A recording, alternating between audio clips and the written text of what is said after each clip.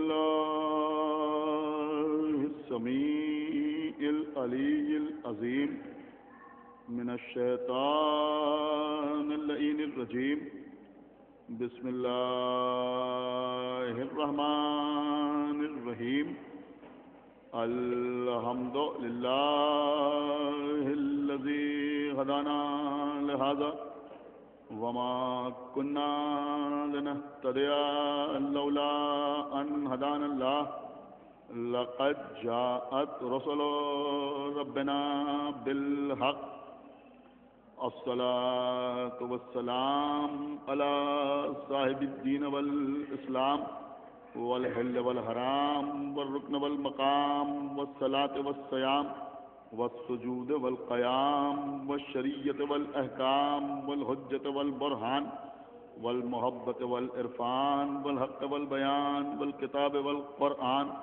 سيدنا ونبينا وشفيعنا ومولانا ومولى الثقلين جد الحسن والحسين أبي القاسم محمد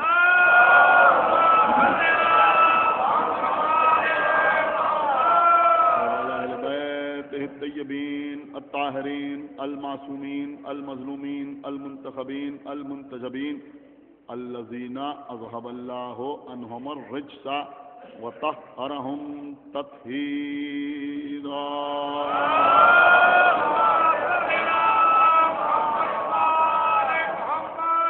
ولعنة الله على أعدائهم وقتلتهم وغاصبي حقوقهم ومنكري فضائلهم ومصائبهم وشجاعتهم وسخاوتهم وطهارتهم وولايتهم وعظمتهم وعطشهم أجمعين من الآن إلى يوم الدين اللهم عذبهم عذابا يستغيث منه أهل النار آمين رب العالمين أما بعد فقد قال الله سبحانه تبارك وتعالى في كتابه المجيد وفرقانه الحميد وقوله الحق بسم الله الرحمن الرحيم قل كفى بالله شهيدا بيني وبينكم ومن عنده علم الكتاب صلوات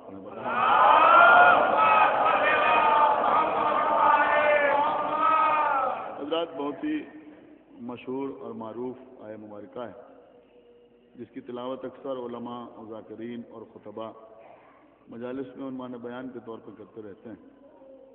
ارشاد رب العزت ہو رہا ہے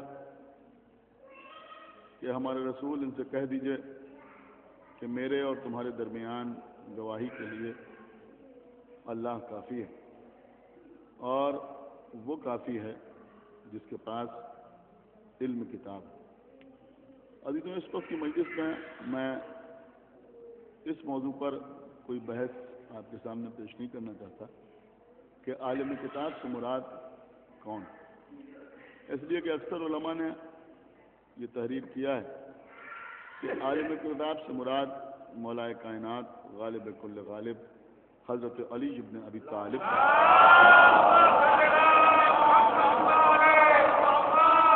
آج کی مجلس میں اس کے آگے کی جو منزل ہے وہ میں آپ کے سامنے رکھنا چاہتا ہوں کہ ایک بات اس آیہ مبارکہ کو پڑھ کے یہ ثابت ہو گئی کہ رسول کی رسالت کی گواہی کے لیے اللہ کافی ہے اور عالم کتاب یعنی مولا علی کافی. لیکن عزیزوں اگر آپ غور کریں تو دنیا میں مسلمان ہی اسے کہتے ہیں جو اللہ کی وحدانیت کی بھی گواہی دے اور محمد کی رسالت کی بھی گواہی دے. کسی بھی مسلک کسی بھی فرقے سے تعلق رکھنے والا مسلمان ہو جب وہ کلمہ پڑھتا ہے یا یوں سمجھے کہ جب کلمہ شہادتین پڑھتا ہے تو اسی انداز سے پڑھتا ہے کہ اشہد ان لا الہ الا اللہ و اشہد ان محمدا رسول اللہ، کہ میں گواہی دیتا ہوں کہ اللہ کے علاوہ کوئی اور لائق عبادت نہیں ہے اور میں اس بات کی بھی گواہی دیتا ہوں کہ محمد اللہ کے رسول ہیں. جب آپ نماز پڑھتے ہیں تو تشہد میں بھی اسی انداز سے گواہی دیتے ہیں اشہد ان لا الہ الا اللہ وحدہ لا شریک لہ واشہد ان محمدا عبدہ ورسولہ، کہ میں گواہی دیتا ہوں کہ اللہ کے علاوہ کوئی اور لائق عبادت نہیں ہے اور وہ وحدہ لا شریک ہے اور محمد اللہ کے رسول بھی ہیں اور اللہ کے عبد بھی ہیں، عبدہ و رسولہ۔ اس کا مطلب یہ ہوا کہ پیغمبر کی عبدیت اور پیغمبر کی رسالت کی گواہی تمام مسلمان دیتے ہیں۔ تو پھر یہ جو اللہ کہہ رہا ہے کہ محمد کی رسالت کی گواہی کے لیے یا اللہ کافی ہے یا عالم کتاب مولا علی کافی ہے، تو اس سے ایک بات کا اندازہ ہوتا ہے کہ سارے مسلمانوں کی گواہی میں اور مولا علی کی گواہی میں کچھ فرق ہے۔ سب کی گواہی اور ہے، علی کی گواہی اور ہے۔ صلوات محمد محمد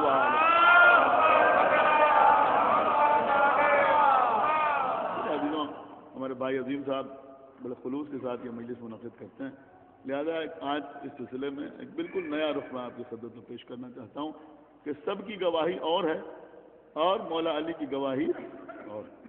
دیکھیے عزیزوں، گواہی اس لیے مختلف ہے، یعنی یہ کہہ دینا کہ کسی اور کی گواہی کی کوئی حیثیت نہیں ہے، میں سمجھتا ہوں کہ درست نہیں ہے، لیکن یہ بات تو سب کو ماننا پڑے گا کہ سب کی گواہی اور ہے اور مولا علی کی گواہی اور ہے۔ دیکھیے عزیزوں، مسئلہ یہ ہے کہ باقی لوگ جو پیغمبر کی رسالت کی گواہی دیتے ہیں تو وہ گواہی پیغمبر کے ظاہر پر مبنی ہوتی ہے، اور مولا علی جو گواہی دیتے ہیں وہ پیغمبر کے باطن پر مبنی ہوتی ہے۔ صلوات محمد آپ نے کچھ غور فرمایا یا نہیں غور فرمایا کہ پیغمبر کی کچھ ظاہری صفات ہیں اور کچھ پیغمبر کی باطنی صفات؟ یہ یوں سمجھیں کہ پیغمبر کی زندگی میں ظاہر بھی نظر آتا ہے اور پیغمبر کی زندگی میں غیب کا بھی وجود ہے، اور خداوند عالم نے قرآن مجید میں متقین کی شان ہی یہ بتائی ہے کہ یؤمنون بالغیب، کہ وہ غیب پر ایمان لاتے ہیں۔ آپ غور فرما رہے ہیں، غیب پر ایمان لاتے ہیں۔ توجہ فرمائیے گا، آپ میں کیا عرض کر رہا ہوں۔ دیکھیں عزیزوں، ہم غیب پر ایمان تو لا سکتے ہیں لیکن غیب کی شہادت نہیں دے سکتے۔ ایک صلوات پڑھ محمد صلوات اور پڑھ محمد ابھی میرے خیال میں نے جملے کو مکمل نہیں کیا کہ ہم غیب کی شہادت نہیں دے سکتے جب تک کسی عالم الغیب کو وسیلہ نہ بنائیں۔ ایک صلوات پر محمد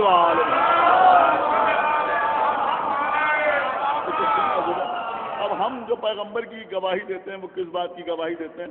سارے مسلمان جو گواہی دیتے ہیں وہ کس بات کی گواہی دیتے ہیں؟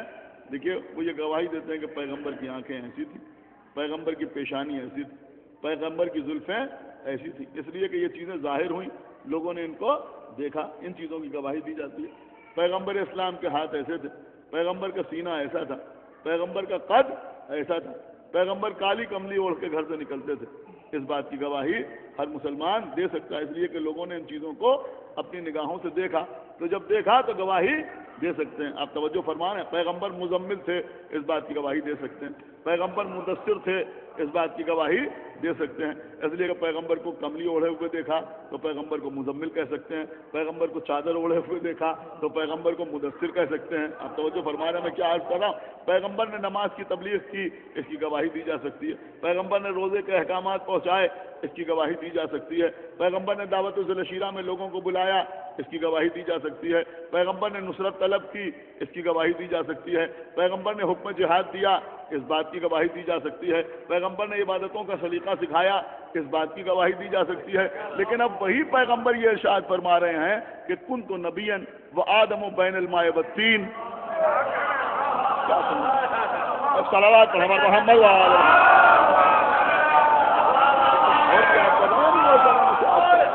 صلوات اور پڑھا محمد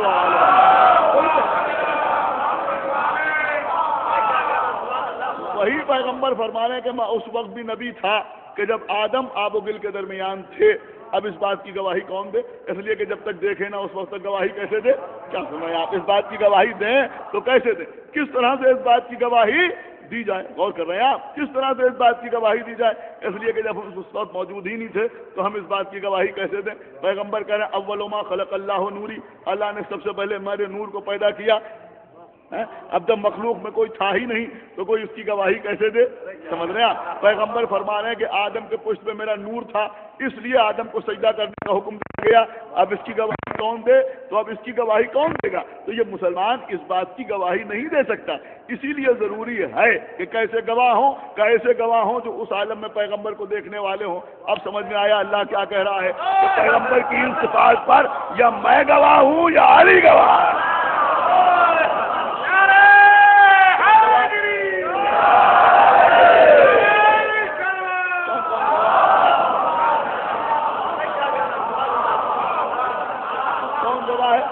میں گواہ ہوں یا علی گواہ ہے. آپ سمجھ رہے ہیں یہ جو پیغمبر اسلام نے ارشاد فرمایا. دیکھیں نہایت سمجھدار حضرات میرے سامنے بیٹھے ہوئے ہیں، یہ نہ سمجھیں گے تو کون سمجھے گا کہ یہ جو پیغمبر نے فرمایا کہ اول ما خلق اللہ نوری، اول ما خلق اللہ نوری، بہت اہم بات میں عرض کر رہا ہوں. اگر آپ کے درمیان رائے گاہ ہو گئی تو ہر جگہ رائے گاہ ہو جائے گی کہ پیغمبر نے فرمایا اول ما خلق اللہ نوری، اللہ نے سب سے پہلے میرے نور کو پیدا کیا. یہ تھی دلیل. کیا سننا ہے؟ یہ تھی دلیل. آپ غور فرما رہے، یہ تھا دعویٰ. پیغمبر نے کہا اول ما خلق اللہ نوری، یہ ہے دعویٰ. لیکن اب اس دعوے پر گواہ کون ہے؟ تو پیغمبر نے فرمایا انا و علی بن نور واحد، انا و علی بن نور واحد، میں اور علی ایک ہی نور سے ہوں. اس کا مطلب یہ ہوا کہ نبی بتا رہے ہیں کہ جب سب سے پہلے میرا نور خلق ہوا تو اس بات پر بھی تو گواہ ہے اسے علی کہتے ہیں. صلوات پر محمد وعلی.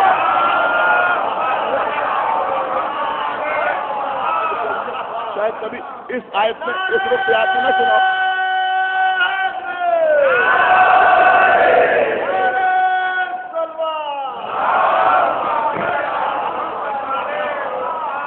پیغمبر فرمانے میں کنت نبیا وآدم بین الماء والطین، میں اس وقت بھی نبی تھا جب آدم آب و گل کے درمیان تھے. میں اس وقت بھی نبی تھا جب آدم آب و گل کے درمیان تھے. پڑھی ارجح المطالب، کسی شیعہ کی لکھی ہوئی کتاب نہیں ہے.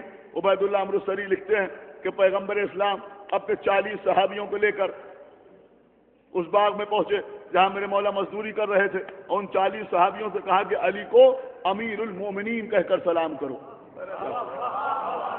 اور کہہ رہے ہیں کیا کہا؟ ان 40 صحابیوں سے کہا کہ علی کو امیر المومنین کہہ کر سلام کرو. اور 30 صحابیوں نے بغیر تکلف کے علی کو امیر المومنین کہہ کے سلام کیا. لیکن اس میں 2 ایسے تھے، سمجھ رہے ہیں آپ، 2 ایسے تھے.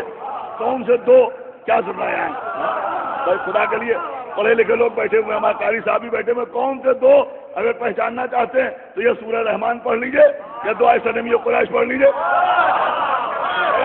سمجھ میں آ جائے گا کہ وہ 2 کون تھے جن کو شک ہوا. جب شک ہوا تو انہوں نے نبی سے کہا کہ اللہ کے رسول، یا علی کو امیر المومنین آپ نے بنایا ہے یا اللہ نے بنایا ہے؟ تو نبی نے کیا فرمایا کہ علی اس وقت بھی امیر المومنین تھے جب آدم آب و گل کے درمیان تھے.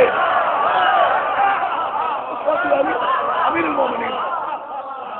عرض کرنے کا مقصد یہ ہے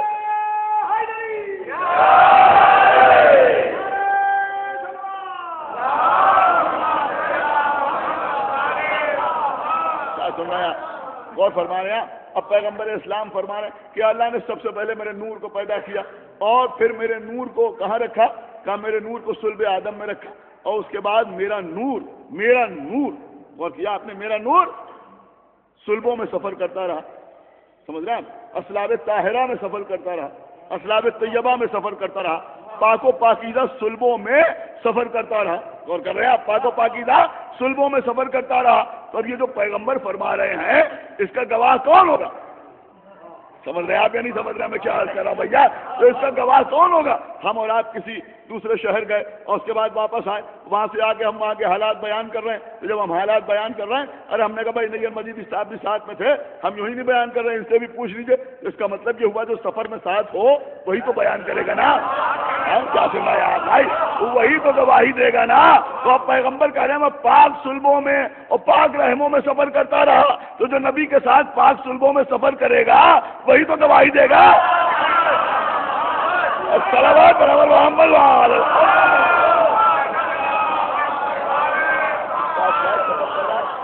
صلوات پر محمد وعلی. حالانکہ اس کے مقابلے پر بھی کچھ لوگوں نے کچھ حدیثیں تیار کی، لیکن اس وقت میں ان کو عرض نہیں کرنا چاہتے، پھر کبھی موقع ملے تو آپ کے سامنے عرض کروں گا. یعنی جتنی احادیث آپ اس بے خبری میں نہ رہیے کتابوں میں مل جائے گا آپ کو بہت کچھ. جتنی احادیث اہل بیت اطہار کے سلسلے میں ہیں ان سب کے مقابلے میں لوگوں نے حدیثیں بنائی ہیں اور وہ ساری حدیثیں موجود ہیں. آپ اگر تحفہ اثنا شریعہ پڑھیں تو اس میں آپ کو وہ ساری حدیثیں مل جائیں گی اور بھی بہت سی حدیثیں بنائی گئی. لیکن اس وقت مجھے اس کے اوپر کوئی تبصرہ نہیں کرنا ہے. میں عرض یہ کر رہا ہوں کہ پیغمبر 5 صلبوں میں سفر کرتے رہے, تو جب 5 صلبوں میں سفر کرتے رہے تو کوئی گواہ ہونا چاہیے نا. آپ غور فرمائیں, کوئی گواہ ہونا چاہیے, تو گواہ کو ہر جگہ ساتھ ساتھ رہنا چاہیے. سنیں آپ, گواہ کو ہر جگہ ساتھ ساتھ رہنا چاہیے. اور دیکھیے عزیزوں, ہوشیار آدمی وہ ہوتا ہے کہ اگر کہیں گواہ تھوڑا سا فاصلے پر چلا جائے تو وہ خود گواہ کے قریب آ جائے. کچھ غور کیا آپ نے, نہیں غور کیا میں کیا عرض کر گیا, وہ خود گواہ کے قریب آ جائے. اب سمجھ میں آیا کہ جب علی صلب ابو طالب میں تھے تو محمد ابو طالب کی گود میں کیوں آئے. صلوات محمد علیہ.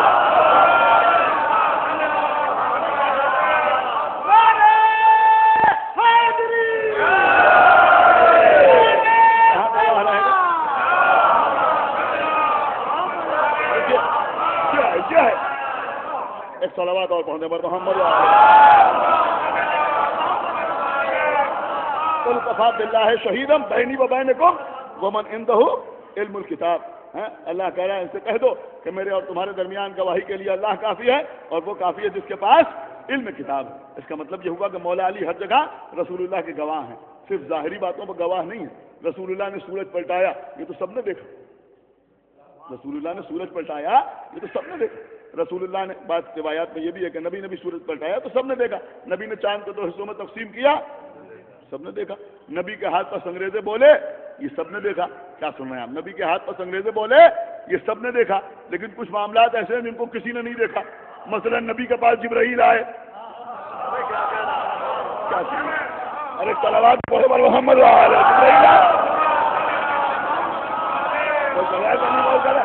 نبی کے پاس جبرائیل آئے. جب جبرائیل نبی کے پاس آئے تو کس نے دیکھا, غور کریں کوئی ہے جس نے دیکھا. اب میں آپ کے سامنے ایک واقعہ عرض کر رہا ہوں اور اس امید کے ساتھ عرض کر رہا ہوں, ہو سکتا ہے آپ پہلی بار سن رہے ہو کہ عزیزوں رسول اللہ نے, دیکھیے آج تو پیغمبر کی زیارت کے اوپر پابندی ہے.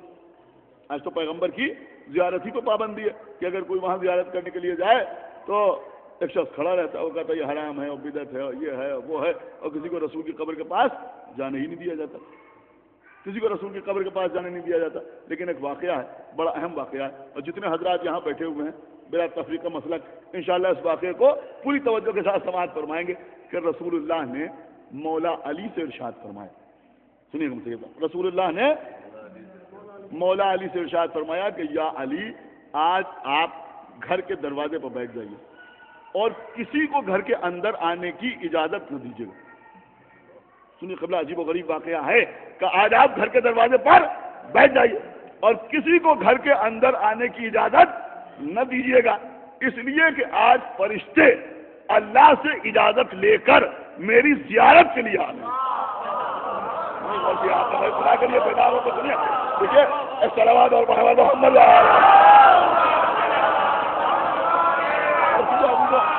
پیغمبر کی زلفوں کی تعریف اور پیغمبر کے کندھوں کی تعریف اور کملی کی تعریف اور چادر کی تعریف, سمجھ رہے ہیں, کملی والے اور ہرے گنبد والے یہ تو سبھی کر سکتے ہیں. لیکن حقیقت میں جو پیغمبر کی مدح ہے وہ بغیر علی کے ممکن نہیں ہے, سمجھ رہے ہیں, بغیر مولا علی کے ممکن نہیں ہے. پیغمبر کیا فرما رہے ہیں کہ آج آپ گھر کے باہر بیٹھ جائیے اور فرشتے آج میری زیارت کے لیے آ رہے ہیں, کسی کو گھر کے اندر آنے نہ دیجیے گا. میں کہوں گا یا رسول اللہ یہ لوگوں کو روک کیوں نہیں, کیوں روک رہے ہیں لوگوں کو آنے سے, کس وجہ سے روک رہے ہیں؟ ارے فرشتوں کو کوئی دیکھ تھوڑی سکتا ہے, غور نہیں کر رہے ہیں, یہ کیوں روکا جا رہا ہے؟ دیکھیے عزیزوں, آپ نہ محسوس کریں گے تو کوئی بھی محسوس نہ کرے گا کہ اللہ کے رسول یہ روکا کیوں جا رہا ہے فرشتوں کو. کوئی بھی آ جائے وہ فرشتوں کو دیکھ تھوڑی سکتا ہے. تمام مسلمانوں کا اس بات پر اتفاق ہے کہ نبی کے علاوہ کوئی اور فرشتے کو دیکھ نہیں سکتا, کوئی فرشتے کو دیکھ نہیں سکتا.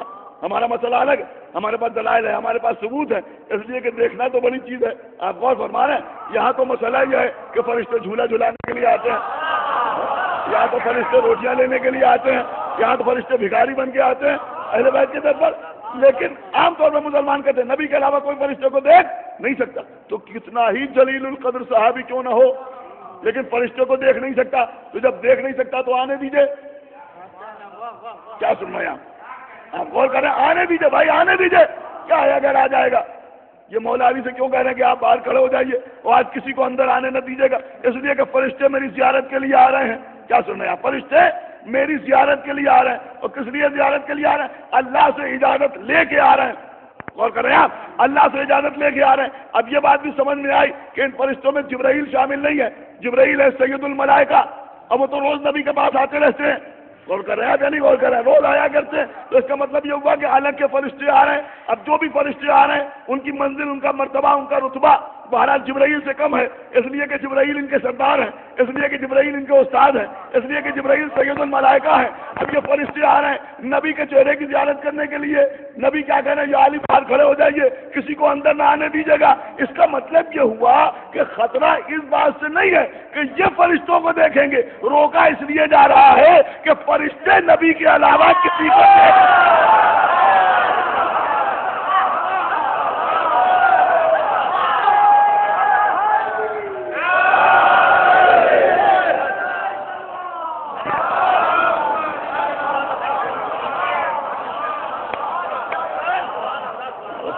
آپ کو صلوات اور بڑھا محمد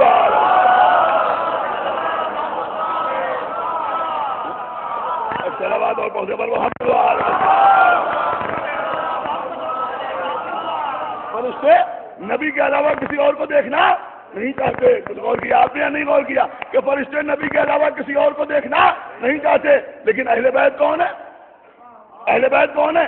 جبرائیل کہہ رہے ہیں پروردگار سے، جو روز آیا کرتے ہیں جبرائیل، وہ کہہ رہے ہیں. کیا کہہ رہے ہیں؟ کہ پروردگار اجازت ہے کہ میں جا کے ان کے درمیان چھٹا بن جاؤں. صلوات پڑھو محمد وآلہ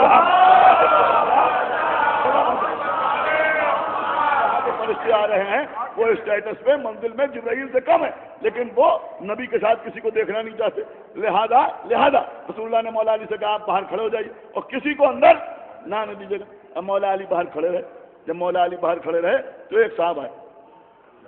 اب وہ صاحب آئے جن کا بہت زیادہ تذکرہ ہوتا ہے، جن کے لیے لوگ کہتے ہیں کہ رسول اللہ نے کہا کہ ہر قوم میں ایک محدث ہوتا تھا، اگر میری امت میں کوئی محدث ہوتا تو یہ ہوتے. سنیا ہوتے تو یہ ہوتے. اس کا مطلب یہ ہوا کہ یہ مانتے ہیں، یعنی فضائل میں یہ چیز بیان کی جاتی ہے کہ نبی نے فرمایا کہ اگر ہوتے تو یہ ہوتے. اس کا مطلب نہیں ہے، یہ تو ثابت ہوا کہ ہے نہیں.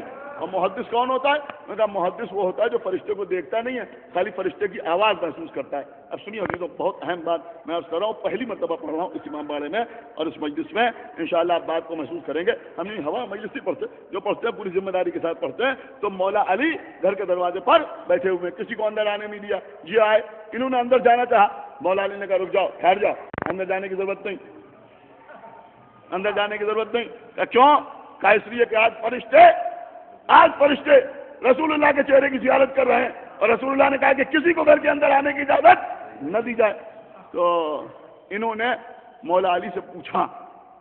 دیکھیے عزیزوں، قسم خدا کی اپنی طرف سے کچھ بھی نہیں عرض کر رہا ہوں، جو روایت میں ہے وہی عرض کر رہا ہوں. انہوں نے پوچھا مولا علی سے کہ کتنے فرشتے آ رہے ہیں رسول کی زیارت کرنے کے لیے؟ کتنے فرشتے آ رہے ہیں؟ سنیا کا بات ہے، کتنے فرشتے آ رہے ہیں رسول کی زیارت کرنے کے لیے؟ تو مولا علی نے فرمایا 360. ایک صلوات پڑھ محمد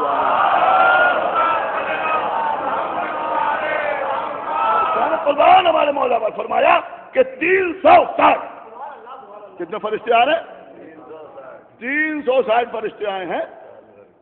360 فرشتے آئے ہیں رسول اللہ کے چہرے کی زیارت کرنے کے لیے.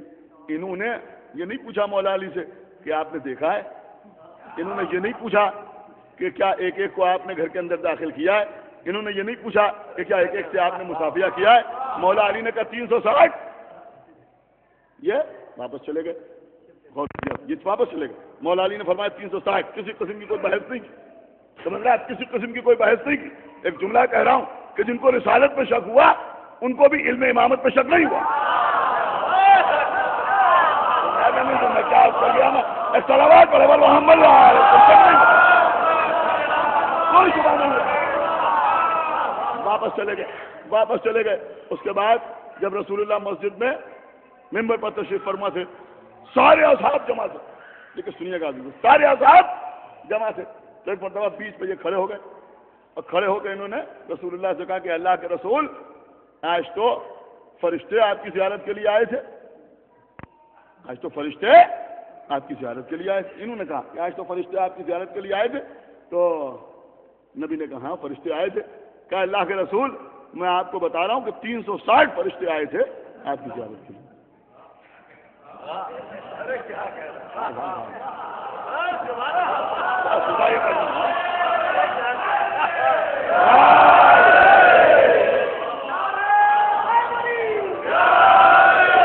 کتنے فرشتے آئے تھے؟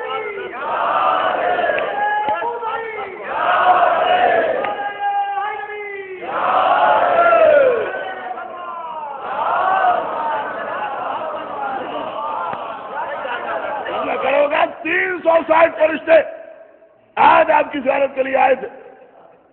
اب رسول تو سب جانتے تھے نا, جانتے تھے, لیکن رسول نے کہا تمہیں کیسے پتا چلا کہ 360 فرشتے آئے تھے؟ 360 فرشتے آئے تھے.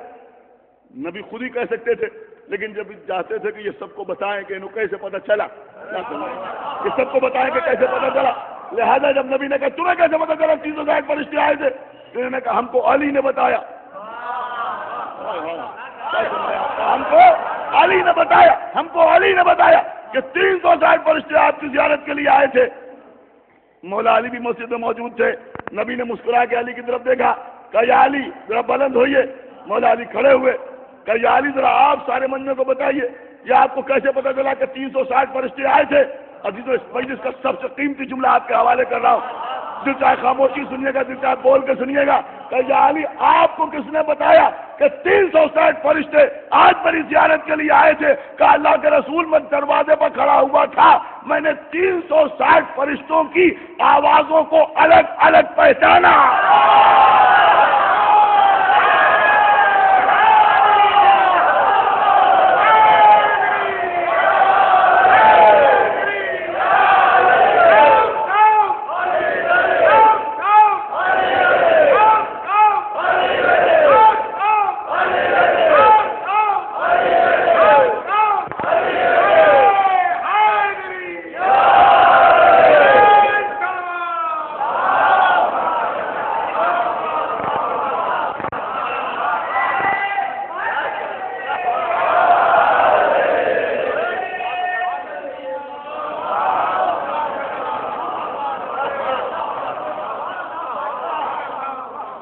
یا رسول اللہ میں نے 360 فرشتوں کی آوازوں کو الگ الگ پہچانا. ابھی میں نے نقطہ پڑھا, آپ نے واہ واہ کی, آپ نے کہا سبحان اللہ, ماشاء اللہ, جزاک اللہ. یہ آواز باہر بھی جا رہی ہے, بول کر نا انہوں نے نعرے لگائے خالد صاحب نے, سب کہہ رہے تھے علی علی, یہ بھی کہہ رہے تھے, یہ بھی کہہ رہے تھے, یہ بھی کہہ رہے تھے. دنیا میں کوئی ہے جو پہچان سکے؟ سنا آپ نہیں سنا؟ دنیا میں ہے کوئی جو پہچان سکے کہ بھئی یہ علی علی علی علی, انہوں نے حافظ جی نے کہا, یہ علی علی مسیب صاحب نے کہا, یہ علی علی خوشبو صاحب نے کہا, یہ علی علی لاڈلے بھائی نے کہا, یہ علیبا صاحب نے کہا, یہ کمال صاحب نے کہا, کہ کوئی پہچان نہیں سکتا. ایک آواز سب تک جا رہی ہے علی علی. کیا فرمایا؟ سب مشترکہ طور پر آواز بلند کر رہے ہیں, کوئی الگ الگ پہچان نہیں سکا. لیکن میرے مولا فرما رہے ہیں میں نے 360 فرشتوں کی آوازوں کو پہچانا. اور کر رہے ہیں میں نے 360 فرشتوں کی آوازوں کو پہچانا. اس کا مطلب علی جانتے ہیں یہ جبرائیل کی آواز ہے, یہ میکائیل کی آواز ہے, یہ اسرافیل کی آواز ہے. مولا جانتے ایک فرشتے کی آواز ہے, ایک فرشتے کی آواز ہے, ایک ایک فرشتے کی آواز کو علی جانتے ہیں, پہچانتے ہیں. اسی لیے تو کہہ رہے ہیں میں نے 360 فرشتوں کی آوازوں کو پہچانا. اب جو لوگ کہتے ہیں کہ صاحب ٹھوکر لگی, کسی نے لکھنؤ میں کہا یا علی, کسی نے کانپور میں کہا یا علی, کسی نے دلی میں کہا یا علی, کسی نے ایران میں کہا یا علی, کسی نے عراق میں کہا یا علی, تو یا علی الگ الگ کیسے پہچانتے ہیں؟ ایسے پہچانتے ہیں.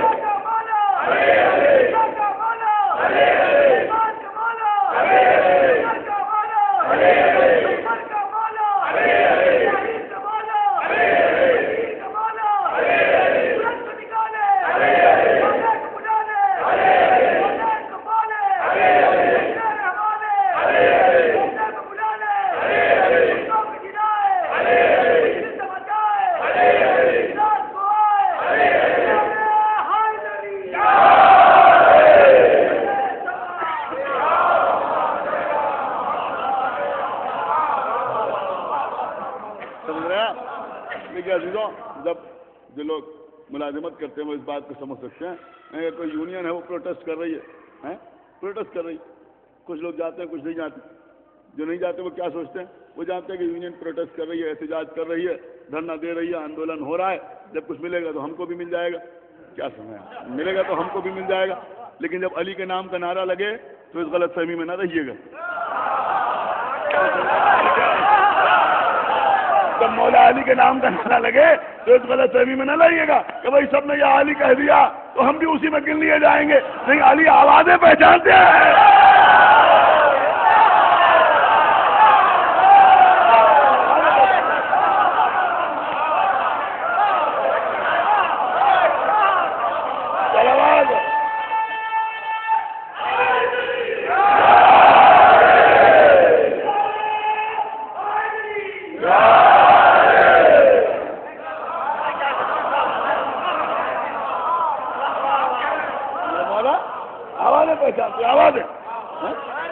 فرشتوں کی آوازیں پہچانتے. کون سا فرشتوں کی آوازیں پہچانتے ہیں؟ میرے مولا علی. اسی لیے تو فرما رہا ہے کہ 360 فرشتے آئے. یہ کس سے بتایا؟ میرے مولا نے بتایا. دیکھیے عزیزوں, اور دوسری چیز میں آپ کے سامنے عرض کروں, رسول اللہ کا آخری وقت ہے. آخری وقت جب آخری وقت آیا, یہ ساری چیزیں جو بتا رہا ہوں بالکل اتھینٹک ہیں جو میں عرض کر رہا ہوں. رسول اللہ نے فرمایا یا علی آپ مجھے غسل دیجیے گا, آپ مجھے کفن پہنائیے گا, آپ مجھے غسل دیجیے گا, آپ مجھے کفن پہنائیے گا. کیوں؟ اس لیے کہ معصوم کو معصوم غسل دیتا ہے, کوئی غیر معصوم اس میں شریک نہیں ہو سکتا. کوئی غیر معصوم اس میں شریک نہیں ہو سکتا. عزیزوں, سارے لوگوں نے لکھا کہ مولا علی غسل دے رہے تھے رسول اللہ. کون غسل دے رہا تھا؟ کہ مولا علی رسول اللہ کو غسل دے رہے تھے, اور پردے کے باہر سے, پردے کے اندر نہیں. کیا سمجھ رہے ہیں؟ آپ غور فرما رہے ہیں یا نہیں غور فرما رہے؟ پردے کے باہر سے عبداللہ ابن عباس, توجہ فرمائیے گا, عبداللہ ابن عباس, اور پردے کے باہر سے عبداللہ ابن عباس اور اسامہ ابن زید پانی لا کے دے رہے تھے, غسل دے رہے تھے مولا علی. کسی غیر معصوم کو اس میں شرکت کی اجازت نہیں تھی. سمجھ رہے ہیں آپ؟ جو آ بھی رہے تھے وہ پردے کے باہر, پردے کے اندر مولا علی.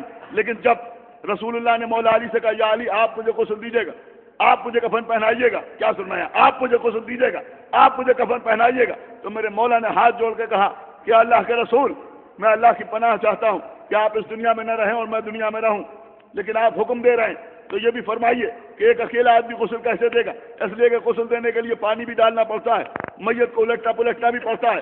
آپ غور کر رہے ہیں, کروٹ بھی دلانا پڑتی ہے.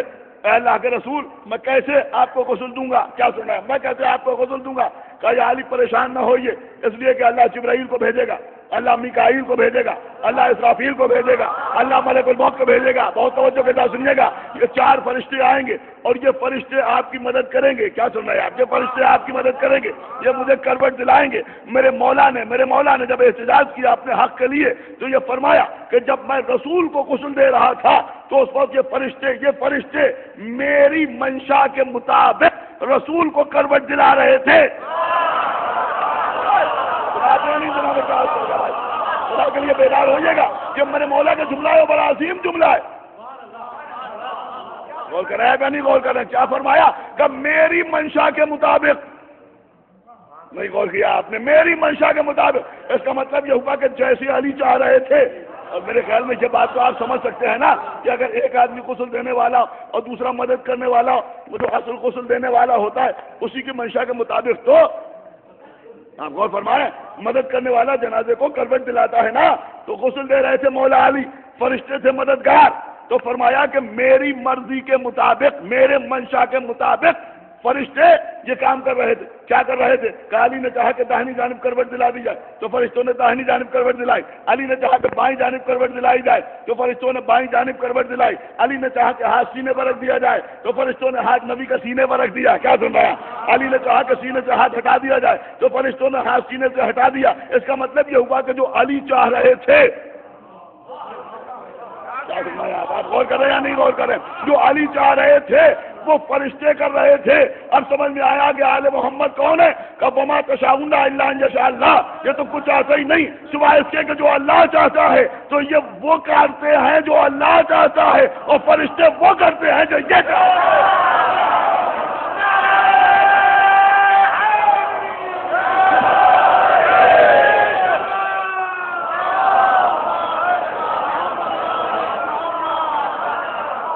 صلوات اور پڑھے محمد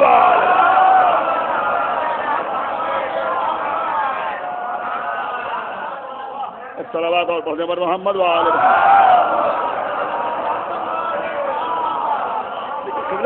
یہ ہے میرے مولا کے فضا ہے. اسی لیے تو اللہ نے کہا قل کفا باللہ شہیدا بینی و بینکم ومن عنده علم الکتاب. ان سے کہہ دو کہ میرے اور تمہارے درمیان گواہی کے لیے اللہ کافی ہے, اور وہ کافی ہے جس کے پاس علم کتاب. تو عالم کتاب ایسے کو کہتے ہیں, سمجھ رہے ہیں, ایسے کو عالم کتاب کہتے ہیں. تو رسول کی رسالت کی گواہی کے لیے اللہ کافی اور مولا علی کافی. یہ انہی معاملات کے لیے کہا گیا ہے, غور کیا, انہی معاملات کے لیے کہا گیا ہے. اب لاکھ کوئی دعویٰ کرے کہ جب نبی کو غسل دیا گیا تو فرشتے مدد کر رہے تھے یا فرشتے نبی کو کروٹ دلا رہے تھے, لیکن علی کے علاوہ اس کا کوئی گواہ نہیں. سمجھا کہ نہیں سمجھے میں کیا عرض کر گیا بھیا؟ صلوات اور پڑھے محمد علی کے علاوہ اس کا کوئی گواہ نہیں. اس کے بعد کیا ہوا کہ رسول اللہ کی نماز جنازہ بھی مولا علی نے پڑھائی. مولا علی نے رسول کی نماز جنازہ پڑھائی. ایک عجیب و غریب بات ہے, شاید آپ کو اس بات کا علم نہ ہو, کہ یوں تو سب چلے گئے تھے رسول کی نماز جنازہ چھوڑ کر, اور کوئی بھی وہاں موجود نہیں. چند لوگ تھے جنہوں نے رسول کی نماز جنازہ پڑھی, چند لوگوں نے رسول کی نماز جنازہ پڑھی. اور افسوس تو یہ ہے کہ آج لوگ دہشت گردوں کی غائبانہ پڑھ لیتے ہیں, لیکن رسول اللہ کی غائبانہ بھی نہیں پڑھی. ایک صلوات پڑھیں محمد غائبانہ بھی لوگوں نے نہیں پڑھی, لیکن مولا علی نماز جنازہ پڑھائی. تھوڑے سے لوگ تھے, لوگ تو تھوڑے سے تھے, لیکن مولا علی نے کئی بار نماز پڑھائی. کیا سن رہے ہیں؟ رسول اللہ نے کی نماز جنازہ مولا علی نے کئی مرتبہ پڑھائی. جب سلمان نے پوچھا یا علی, لوگ تو بہت تھوڑے سے تھے, ایک بار تو آپ نے سب کو نماز پڑھائی, اس کے بعد آپ تنہا کھڑے ہو کے نماز پڑھے اور کئی بار آپ نے نماز پڑھائی. تو میرے مولا نے فرمایا دیکھیے یہی وہ مراحل ہیں کہ جہاں علی ہی گواہ ہیں. سمجھ رہے ہیں کہ نہیں سمجھ رہے ہیں؟ میرے مولا کے علاوہ کوئی دوسرا گواہ نہیں ملے گا, یا اللہ گواہ ہے یا مولا علی گواہ ہے.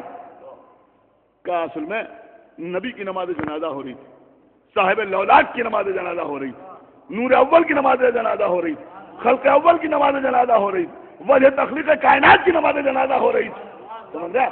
لہذا فرشتے آ رہے تھے نماز جنازہ پڑھنے کے لیے, انبیاء آ رہے تھے نماز جنازہ پڑھنے کے لیے. سمجھ رہے ہیں؟ میں کہا سب و سب فرشتے آئے, سب و سب انبیاء آئے. اس کا مطلب یہ ہوا کہ انبیاء بھی آئے نماز جنازہ پڑھانے کے لیے. کون آیا؟ کہ آدم آئے, نوح آئے, ابراہیم آئے, موسیٰ آئے, عیسیٰ آئے, یحییٰ آئے, زکریا آئے, سلیمان آئے, یعقوب آئے, یوسف آئے. اب ہمیں بتاؤ کہ ان کو نماز کس نے پڑھائی؟ کیا سننا ہے آپ نے؟ کیا کرن کو نماز کس نے پڑھائی؟ کہ مولا علی نے پڑھائی. اس کا مطلب یہ ہوا کہ جب بھی فرشتے آئے یا انبیاء آئے تو مولا علی آگے کھڑے ہیں, فرشتے پیچھے کھڑے ہیں, مولا علی آگے کھڑے ہیں, انبیاء پیچھے کھڑے ہیں. کیا سن رہے ہیں؟ علی آگے کھڑے ہو کے نماز پڑھا رہے ہیں, فرشتے پڑھ رہے ہیں. ارے بھیا جو انبیاء کو نماز پڑھائے وہ کسی آئرے غیرے کے پیچھے نماز پڑھے.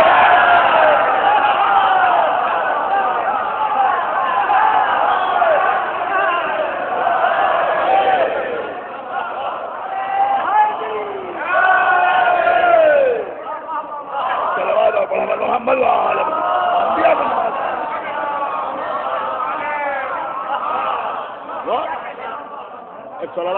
پر محمد تو یہ ہیں جو عالم کتاب, عالم کتاب ہماری جان قربان. اسی لیے ان کو گواہ قرار دیا گیا. سمجھ رہے ہیں؟ گواہ, گواہ کون ہوتا ہے؟ جو خود دیکھنے والا. سمجھ رہے ہیں آپ؟ جو خود دیکھنے والا. خالی قتل ہو جانے والے کو شہید نہیں کہتے, سمجھ رہے ہیں؟ شہید کہتے ہیں گواہ کو. سمجھے آپ؟ شہید کہتے ہیں گواہ. میں آپ کے سامنے عرض کروں کہ جناب حذیفہ یمان بیان کرتے ہیں کہ ایک دن میں رسول سے ملنے کے لیے گیا تو کہتے امام حسین بچے تھے. نبی کے زمانے میں تو امام حسین کا بچپنا تھا, عہد طفلی تھا. تو وہ کہتے ہیں کہ جب میں گیا تو دیکھا کہ حسین باہر بیٹھے ہوئے ہیں اور سامنے اور بہت سے بچے ہیں, اور آقا حسین ان بچوں سے یہ کہہ رہے ہیں کہ دیکھو تم مجھے قتل کرو گے, تم مجھے پانی نہیں دو گے, تم میرے بیٹے کو نیزہ مارو گے, تم میرے بھتیجے کا لاشا پامال کرو گے. جناب حذیفہ کہتے ہیں کہ یہ عجیب و غریب معاملہ تھا, مجھے سمجھ نہیں آیا کہ یہ کیا ہو رہا ہے. اس لیے کہ ایک بچہ بچوں سے ایسی گفتگو کر رہا ہے, یہ بات میری سمجھ سے ارے تھی, میں سمجھ نہیں پایا کہ یہ کیا ہو رہا ہے. میں نے آگے بڑھ کے امام حسین سے کہا کہ آقا حسین کیا آپ کو یہ بات آپ کے نانا نے بتائی ہے؟ سنیے، کیا آپ کو یہ بات آپ کے نانا نے بتائی ہے؟ تو امام حسین نے فرمایا نہیں، یہ میں خود جانتا ہوں۔ آپ سمجھے یا نہیں سمجھے؟ کیا فرمایا آپ کا حسین نے؟ دیکھیے آپ روئیں، میں رونے سے آپ کو منع نہیں کر رہا ہوں، لیکن ایک اہم بات میں آپ کی خدمت میں پہنچانا چاہتا ہوں۔ سرکار سید الشہداء نے کہا کہ میں خود جانتا ہوں، میرے نانا نے نہیں بتایا ہے مجھے، میں خود جانتا ہوں۔ ہو سکتا ہے کوئی سوچے کہ یہ کیا کہہ دیا امام حسین علیہ السلام نے؟ نہیں عزیزو، یہ بھی گواہی ہے، آپ سمجھے نہیں؟ یہ بھی گواہی۔ کیا فرمایا؟ کہ میں خود جانتا ہوں، میرے نانا نے مجھے یہ نہیں بتایا، بلکہ میں خود جانتا ہوں، مجھے کسی نے بتایا نہیں ہے۔ کیا سکتے ہیں آپ کچھ غور نہیں کر رہے ہیں؟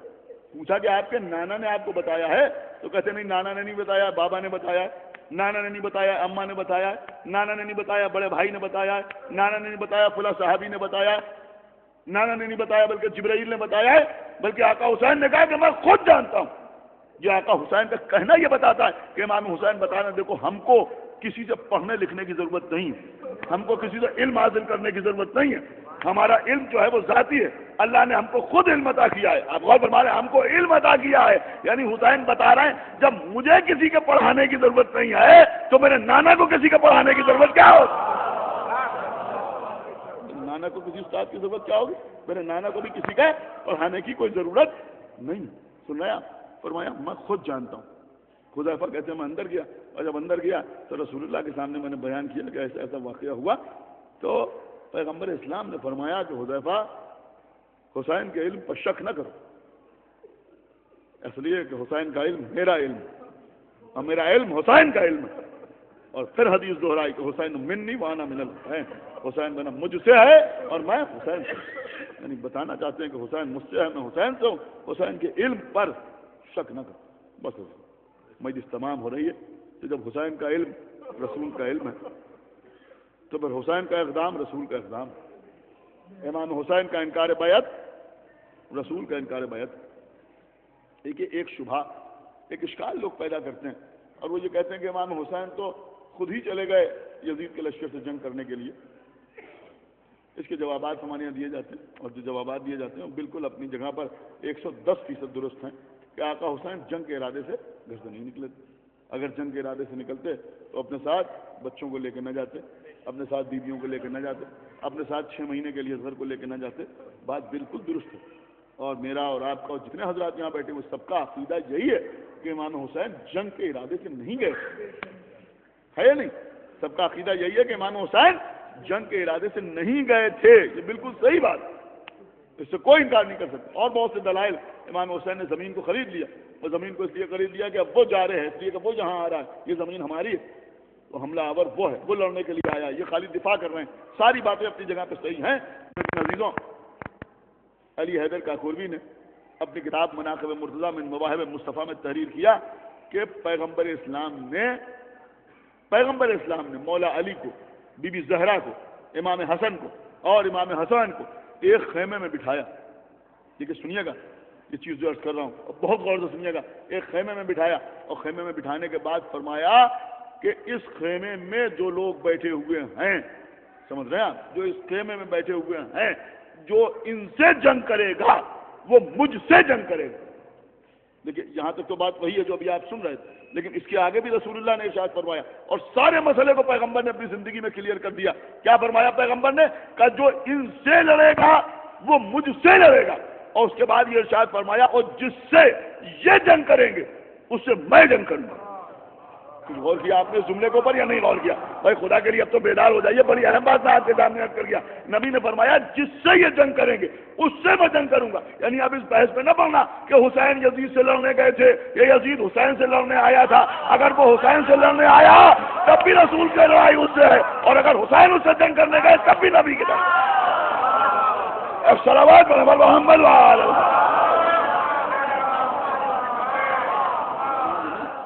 صلوات اور پڑھیں محمد وعلى بحثی پر نہیں چلتا، ایک صلوات اور پڑھنے پر محمد وعلى جو ان سے جنگ کرے گا وہ مجھ سے جنگ کرے گا، اور یہ جس سے جنگ کریں گے میں اس سے جنگ کروں گا۔ اس کا مطلب یہ ہوا کہ چاہے کوئی ان سے لڑنے آئے یا کسی سے یہ لڑنے کے لیے جائے، رسول کی جنگ اس سے، کربلا کے میدان میں بھی آپ ذرا غور تو کریں عزیزوں، امام حسین علیہ الصلوۃ والسلام نے اپنا بھرا ہوا گھر قربان کر دیا. کیا بتایا امام حسین نے اپنے لیے؟ خداوند عالم آپ کو سلامت رکھے. مسلسل مجالس حضرات، مسلسل مجالس کی سماعت فرما رہے ہیں اور داد بھی دیتے ہیں، گریہ بھی کرتے ہیں.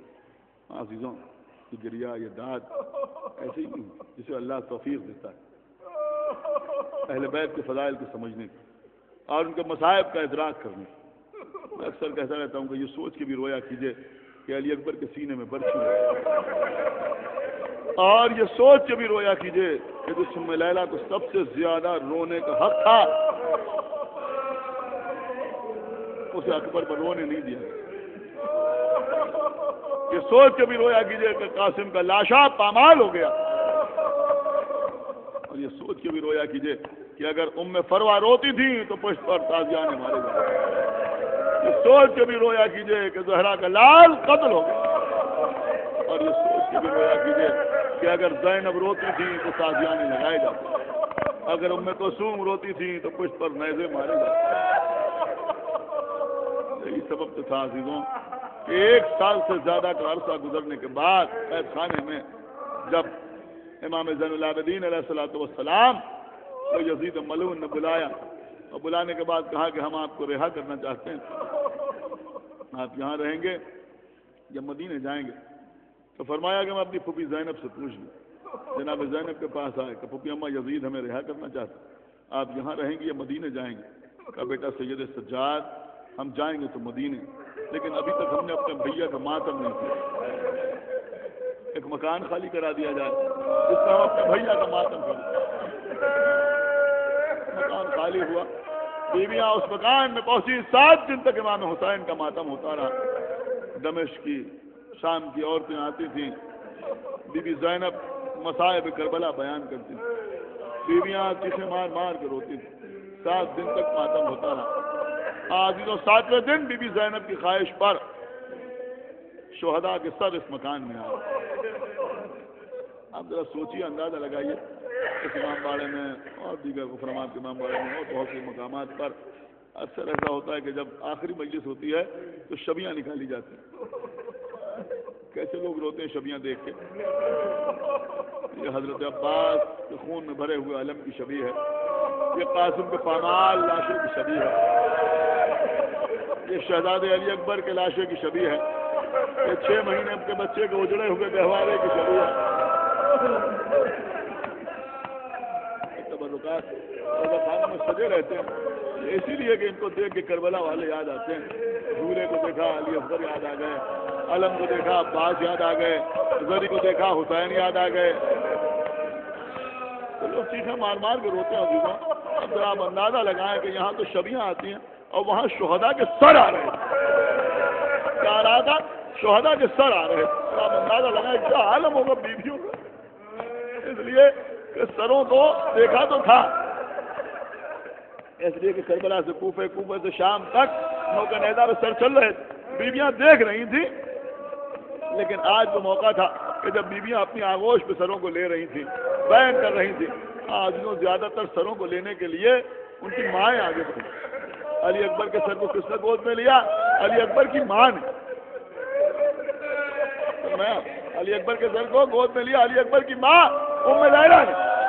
6 مہینے کے بچے کے سر کو آغوش میں لیا علی اکبر کی ماں ام رباب نے. قاسم کے سر کو آغوش میں لیا قاسم کی ماں ام فروہ نے. لیکن ابھی تو 2 سر ایسے آئے جن کی مائیں موجود نہیں تھی اپنے بچوں کا سر لینے کے لیے. 2 سر ایسے آئے. تو نیا جو آپ سمجھ رہے ہیں، شاید میں وہ نہیں عرض کر رہا ہوں. یہ جناب اون محمد کا واقعہ الگ ہے کہ ایک بی بی 2 سر لے کے آئی، کچھ دیر انتظار کیا، جب کسی نے نہیں ان سروں کا استقبال کیا تو کہا کیا ان بچوں کی ماں مر گئی ہے؟ ان کے سروں کا لینے والا کوئی نہیں ہے. بی بی نے آواز دی، ایسا نہ کہو، یہ زینب موجود ہے، مگر میں اپنے بچوں کا ماتم کروں یا اپنے بھیا کا ماتم کروں. لیکن ابھی تو وہاں تو زینب موجود تھی، ماں موجود تھی اون محمد کی، مگر سروں کو نہ لیا. لیکن 2 سر ایسے آئے جن کی مائیں موجود ہی نہیں تھی. جن کی مائیں موجود نہیں تھی. تمہارے میں وہ دو سر کس کے تھے؟ ایک آقا حسین کا سر، ایک ہمارے آقا عباس کا سر. اس لیے کہ حسین کی ماں زمین پر موجود رہی اور عباس کی ماں اس گھر میں موجود نہ تھی مدینے میں. تو بڑا دلسوز بندہ تھا. جب یہ دونوں سر آئے تو دو بہنیں آگوش میں زینب نے حسین کا سر آگوش میں لیا، ام کلثوم نے عباس کا سر آگوش میں لیا.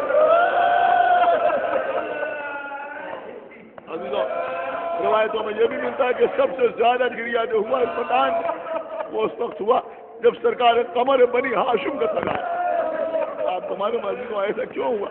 لیکن دو اسباب بیان کیے گئے ہیں. میں سخت فساد پڑھنے کا عادی نہیں اور پڑھتا بھی نہیں. بہرحال یہاں آپ حضرات اشارے سمجھتے ہیں اور گریہ کر لیتے ہیں، اس لیے داخلی سخت فساد نہیں پڑھتے.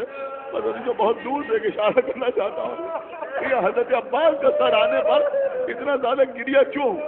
دیکھیے ایک سبب تو یہ ہے کہ جو بھی خیمے سے رخصت ہو کے گیا اس کا لاشا خیمے میں آئے. کم سے کم ایک بار بیویوں کی اس سے ملاقات ہوئی، لیکن اب بعد گئے تو واپس نہیں آئے، لاشا بھی خیمے میں نہیں آئے، حسین علم لے کے واپس آئے. لہٰذا جب سے رخصت ہو کے گئے تھے اب یہ بیویوں کی پہلی ملاقات ہو رہی تھی حضرت عباس. ہر بیوی فریاد کر رہی تھی، لیلا کہہ رہی تھی عباس علی اکبر مارے گئے، اور میرا باپ کہہ رہی تھی عباس علی اکبر کے گلے میں تیر لگا. زینب کہہ رہی تھی بھیا عباس میرا ماجایا قتل کر ڈالا گیا. اور دوسرا اہم سبب عزیزوں یہ تھا کہ سب سے زیادہ زخمی حالت میں جو سر آیا وہ ہمارے آقا عباس کا سر آیا. زخمی حالت میں جو سر آیا وہ ہمارے آقا عباس کا سر آیا. کیوں؟ اس لیے کہ ہمارے آقا کے سر پر گھن لگا، ہمارے آقا کے سر پر گھن لگا تھا. عزیزوں میں نے معتبر ذاکرین سے سنا ہے، میں نے کسی کتاب میں نہیں دیکھا لیکن سنا ہے ایک ذاکر مصائب پڑھنے میں بہت مشہور. بس اسی کو مجلس تمام ہو رہی ہے، ایک دن خواب میں دیکھا کہ بی بی زہرا تشریف لائیں، سید تھے.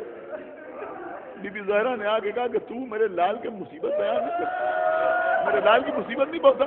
انہوں نے کہا بی بی میں مولا حسین کی مصیبت خوب بیان کرتا. بی بی نے کہا میں اپنے لال عباس کی بات کر رہی ہوں. کبھی بھی میں ان کے مصائب بھی پڑھتا ہوں کہ کیا مصیبت بیان کرتا ہے؟ کہ میں پڑھتا ہوں کہ عباس کا داہنا بازو کٹا، کہ بے شک میرے لال کا داہنا بازو کٹا. اور کیا پڑھتا ہے کہ میں پڑھتا ہوں کہ ان کا بایاں بازو کٹا. اور کیا پڑھتا ہے کہ میں پڑھتا ہوں کہ عباس کی آنکھ پہ تیر لگا. اور کیا پڑھتا ہے کہ میں پڑھتا ہوں کہ سینے میں ایک تیر در آیا. اور کیا پڑھتا ہے کہ میں پڑھتا ہوں کہ عباس کا لاشا خیمے میں نہیں آیا. کہ بے شک یہ سارے مذاہب میرے لال عباس کے ہیں، لیکن تو یہ کیوں نہیں پڑھتا کہ جب بھی کوئی گھوڑے سے زمین پہ آتا تھا اپنے ہاتھوں کا سہارا لیتا تھا، لیکن جب میرا عباس گھوڑے سے زمین پہ آیا تو بازو قلم ہو چکے تھے. میرے عباس کا سر زمین کربلا سے ٹکرایا. ارے وہ سر جو پہلے ہی سے زخمی تھا وہ فریاد کر رہی تھی اے میرے لال عباس.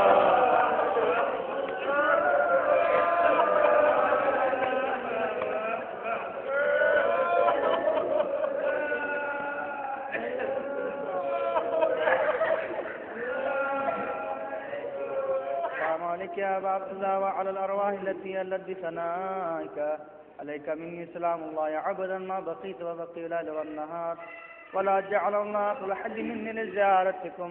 السلام على الحسين وعلى علي بن الحسين وعلى أولاد الحسين وعلى أصحاب الحسين. السلام عليك يا مولانا أبو الفضل العباس يا ابن أمير المؤمنين. السلام عليك يا عالمة الغير معلمة. السلام عليك يا شريكة الحسين. السلام عليك زينب بنت أمير المؤمنين. السلام عليكم جميع شهداء كربلاء ورحمة الله وبركاته. السلام عليك يا مولانا غريب الغرباء. السلام عليك يا معين الضعفاء والفقراء. السلام عليك يا شمس شموس. السلام عليك يا أنيس نفوذ أيها المالكون بأغيطوس السلطان العرب والعجم يا أبا الحسن علي بن موسى رضا روحي بالاسم غليظة. السلام عليكم ورحمة الله وبركاته. السلام عليك يا مولانا صاحب العصر والزمان الأمان الأمان الأمان. السلام عليك شريك القرآن. السلام عليك أبا الإمام. السلام عليك حجة الإسلام. السلام عليك يا إمام زماننا هذا عجل الله تعالى فرجه وسأل الله تعالى مخرجه. السلام عليكم ورحمة الله وبركاته. يا محمد